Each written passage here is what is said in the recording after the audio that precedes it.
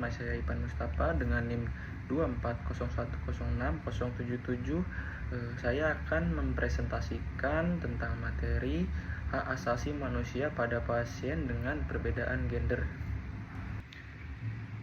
Baik, yang pertama ada latar belakang HAM dalam pelayanan kesehatan. Hak asasi manusia HAM adalah hak dasar yang melakukan pada setiap individu, termasuk hak untuk memperoleh pelayanan kesehatan yang bermutu, aman, dan bebas diskriminasi. Yang pertama, dasar hukum di Indonesia. Pada Undang-Undang 1945 pasal 28 ayat 1 menegaskan bahwa setiap orang yang berhak memperoleh pelayanan kesehatan yang berlaku bagi semua latar belakang gender. Yang kedua ada tuntutan profesional. Penata anestesi dituntut menunjung tinggi nilai kemanusiaan, etika profesi, dan prinsip non-diskriminatif dalam pelayanan. Baik, selanjutnya ada isu bias gender dalam tindakan anestesi. Meskipun HAM diakui, bias gender masih sering ditemukan dalam pelayanan kesehatan, termasuk pada tindakan anestesi. Kondisi ini dapat menyebabkan pelanggaran HAM terkait atas ketidakadilan dan kesetaraan. Jadi di sini ada 3 macam. Yang pertama ada pasien perempuan, yang kedua ada pasien laki-laki, dan yang ketiga ada kelompok transgender. Untuk yang pertama, pasien perempuan, kerentanan terkait kurangnya edukasi, bias persepsi terhadap toleransi nyeri, dan pelecehan verbal dan non-verbal.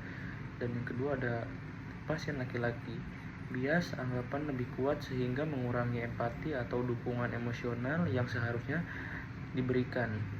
Yang ketiga ada kelompok transgender, menghadapi stigma rasa tidak dihormati identitas gendernya sehingga penolakan tindakan karena kurangnya pemahaman tenaga kesehatan. Selanjutnya, pentingnya pelayanan sensitif gender. Penata anestesi wajib menerapkan pendekatan pelayanan sensitif terhadap gender.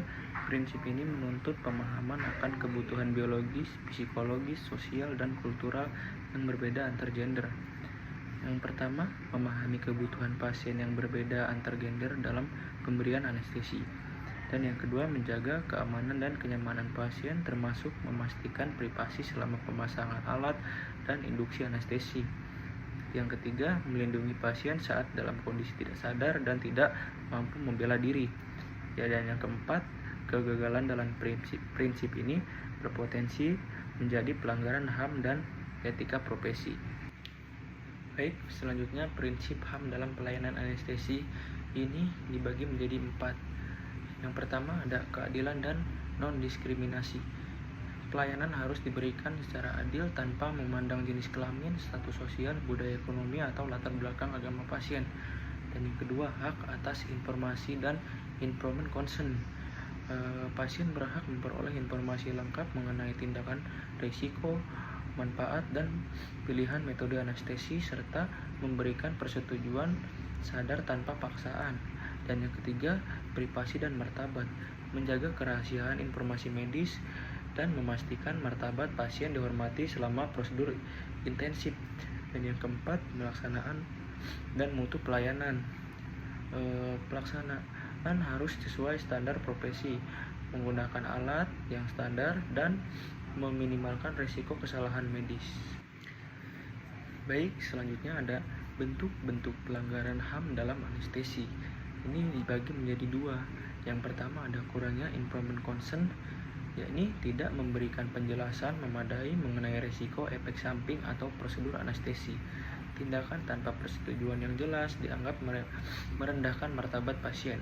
Dan yang kedua, pelanggaran privasi dan martabat, mengabaikan penutupan bagian tubuh sensitif yang tidak relevan selama persiapan atau prosedur secara tidak menjaga kerahasiaan informasi medis. Baik, masuk ke peran sentral penata anestesi sebagai penjaga hak pasien. Yang pertama, pelayanan humanis dan empatik, memberikan pelayanan yang menghargai keberagaman gender, budaya, dan latar belakang pasien. Yang kedua, advokasi pasien, berperan sebagai advokat pasien apabila terjadi potensi pelanggaran hak atau diskriminasi dan fasilitas kesehatan. Yang ketiga, menjalankan standar profesional, memastikan prosedur sesuai standar alat monitoring, berfungsi dan memprioritaskan keselamatan pasien. Selanjutnya, strategi penerapan HAM dalam praktek anestesi. Penyusunan dan penerapan SOP anestesi berbasis HAM dan profesi etika. Pelayanan komunikasi dan pelayanan sensitif gender secara berbudaya bagi tenaga kesehatan.